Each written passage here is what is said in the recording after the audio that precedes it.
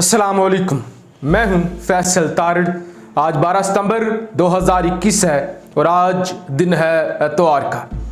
इस वीडियो के अंदर जी हमने सऊदी अरब और अमेरिका के हवाले से बात करनी है। सऊदी अरब के गिर्द इस वक्त मुश्किलात बेपनाह घेरा डाले हुए हैं। सऊदी अरब को अमेरिका इस वक्त छोड़ चुका है। अमेरिका ने सऊदी अरब से अपना डिफेंस सिस्टम भी उठा लिया है और फिर सऊदी अरब जो गैर इस्लामी, गैर शरई और मजहब के खिलाफ कदम उठा रहा है और उम्मत मुसलमा और मुसलमानों को बदनाम कर रहा है, उस हवाले से बात करेंगे। अमेरिकी फौज पर जी इराक के अंदर एक बहुत बड़ा हमला हुआ है और इससे लगता है कि जो हाल अफगानिस्तान के अंदर अमेरिकी फौज का हुआ है वही हाल इराक के अंदर भी होने जा रहा है। लिहाजा अमेरिकी फौज पर जो खतरनाक और बड़ा हमला हुआ है उसकी बात हम बाद में करते हैं। सऊदी अरब वाला टॉपिक पहले डिस्कस कर लें। अल जजीरा, वॉइस ऑफ अमेरिका और पाकिस्तानी डॉन न्यूज़ के अंदर एक खबर छपी हुई है।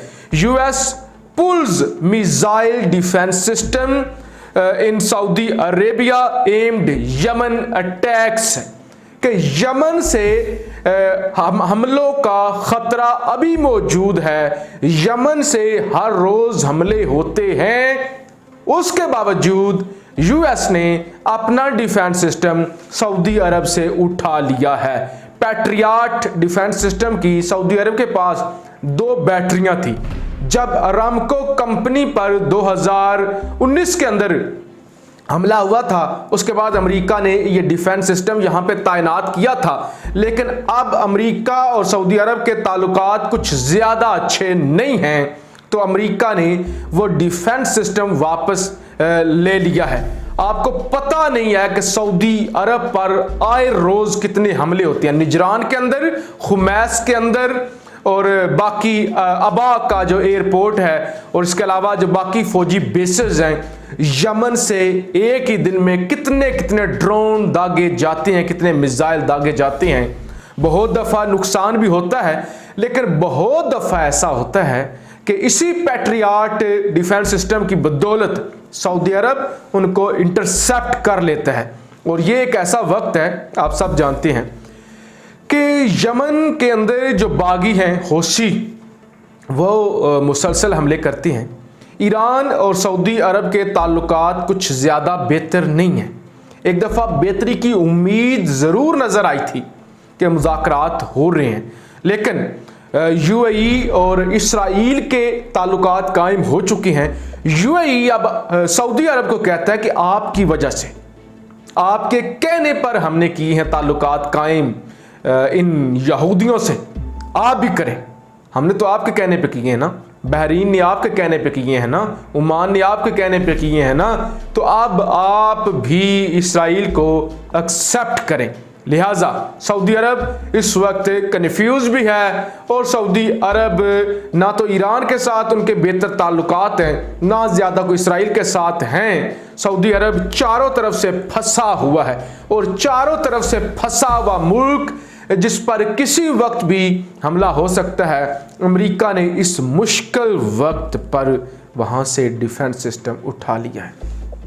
फिर इंडिया और सऊदी अरब, जिनकी आपस में बड़ी गहरी प्यार की पींगे हैं, हम देखते हैं कि जो हिंदुओं की मुकद्दस किताबें हैं, गीता और रामायण, वो पढ़ाई जाती है सऊदी अरब के अंदर।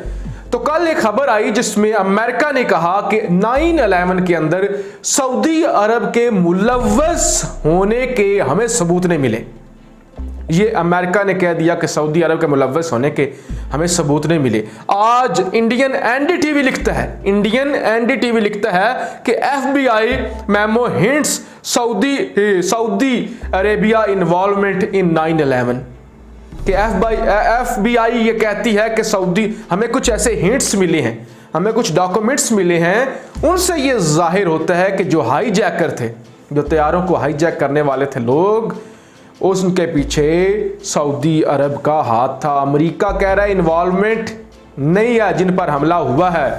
और इंडिया सऊदी अरब का बहुत करीबी साथी वो कहता है कि इंडिया की इन्वॉल्वमेंट है, सॉरी सऊदी अरब की इन्वॉल्वमेंट है, सऊदी अरब मुलव्वस है। अब आप मुझे बताएं कि सऊदी अरब कितना अकेला हो गया, सऊदी अरब पर किस कदर खतरात जो हैं वो मंडला रहे हैं। अब ऐसे वक्त में सऊदी अरब को ज़रूरत है उम्मत मुसलमान की, कि उम्मत मुसलमान उसका साथ दें, मुसलमान कम्युनिटी साथ दे, सऊदी अरब को डिफेंड करें। ज़ाहिर है मक्का और मदीना के लिए हमारी जानें कुर्बान है, लेकिन पाकिस्तानी डॉन न्यूज़ की एक खबर ज़रा आप पढ़ लें कि 4 सालों में 44 सिनेमा सऊदी अरब के अंदर खुल गए। 4 सालों के अंदर 44 सिनेमे खुले हैं, शराब खाने खुले हैं, रक्स जहां पे लड़कियां करती हैं और जना के अड्डे सऊदी अरब के अंदर 44 खुले हैं पिछले 4 सालों के अंदर। पहला 18 अप्रैल 2018 के अंदर रियाज के अंदर खुलता है और 18 अप्रैल 2018 के बाद 44 खुल चुके हैं। ये डॉन न्यूज़ कह रहा है। और ऐलान किसने किया? डॉन न्यूज़ को झूठ नहीं बोल रहा, ऐलान किया गया है सऊदी अरब की वज़ारते इत्तलात व नशरियात की जानिब से कि बड़ा जी खुशी का हम काम कर रहे हैं, बड़ा को जश्न मनाने वाला और एप्रिसिएशन वाला काम है कि हमने 44 खोल दिए हैं सिनेमे, हमने 44 कंजर खाने खोल दिए हैं जहां पे रक्स होगा, लड़कियां नाचेंगी, शराब पी सकते हैं, जुआ खेल सकते हैं। तासुर यह दिया जा रहा है कि आप कहते हैं कि हम कट्टर हैं, आप कहते हैं कि हम हार्ड लाइनर हैं। हम हार्ड लाइनर नहीं हैं, हम लिबरल हैं। यानी किसी को दिखाने के लिए कि हम लिबरल हैं, हम नरम दिल के हैं, हम जो है दुनिया के साथ रिलेट करते हैं, दुनिया हमसे रिलेट कर सकती है, हम कोई हार्ड लाइनर नहीं है। किसी को यह तासुर देने के लिए अपना कल्चर चेंज कर रहे हैं, अपने मजहब के साथ खेल रहे हैं, अपने कवानीन नरम कर रहे हैं सिर्फ दुनिया को दिखाने के लिए। और वो जो मुकद्दस सरजमीन है मक्का और मदीना की, सऊदी अरब की, जहाँ पे जगह जगह पे सहाबा इकराम और हमारे प्यारे आका जहाँ जहाँ पे चले हैं, अब उस स्टेट के अंदर, उस पाक सरजमीन के अंदर सिनेमा गाह खोले जा रहे हैं। तो ऐसी कौमों पर क्यों ना अज़ाब आए, ऐसी कौमों की तबाही क्यों ना हो जो मजहब का मजाक बनाती हैं, जो अपनी सकाफत का मजाक बनाती हैं, जो अपने कल्चर से जिनको शर्म आता हो, और वहाँ पे सिनेमा गाह खोले जाएं।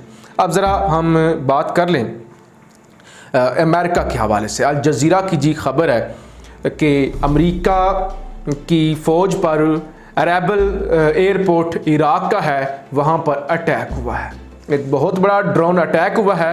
और ये कोई पहला अटैक नहीं है, इससे पहले भी अरेबल और बाकी जो सऊदी इराक जहाँ जहाँ पे अमेरिकी फ़ौज है, अमेरिकी फ़ौज पर हमले होते रहते हैं। कभी कुर्दों की जानब से, कभी ईरानी मिलिशियाओं की जानब से हमले किए जाते हैं, कभी बगदाद के रेड जोन के अंदर भी, ग्रीन जोन के अंदर भी हमले हो जाते हैं। अमेरिकी एम्बेसी पर तो एक बहुत बड़ा हमला हुआ है और पैगाम ये दिया गया है कि जो हाल अफ़गानिस्तान के अंदर अमेरिका के साथ हुआ है वही हाल इराक के अंदर होगा, वरना यहाँ से निकल जाए। अब एक और खबर है अल जज़ीरा की, उसके अंदर लिखा गया है कि जिस तरह अफ़गानिस्तान के अंदर लोग घबराए हुए थे जिन्होंने अमेरिका के लिए काम किया, सेम उसी तरह अफ़गानिस्तान के अंदर अमेरिकियों का हाल देखने के बाद वो इराकी जो अमेरिकियों के टाउट हैं, जो अमेरिका के लिए काम कर रहे हैं, वो घबराए हुए हैं कि जब अमेरिका निकल जाएगा तो हमारे साथ क्या होगा।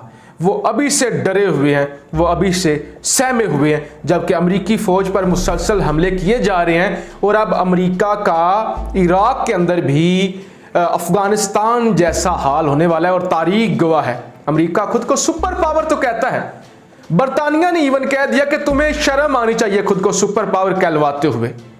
ये बरतानिया ने सरकारी तौर पे कहा कि आप निकले हो बेशर्मी से रुसवा होकर अफ़गानिस्तान से, आपको अब सुपर पावर नहीं कहलवाना चाहिए। और आप मुझे ये बताइए, अमेरिका जंग ही कौन सी जीता है?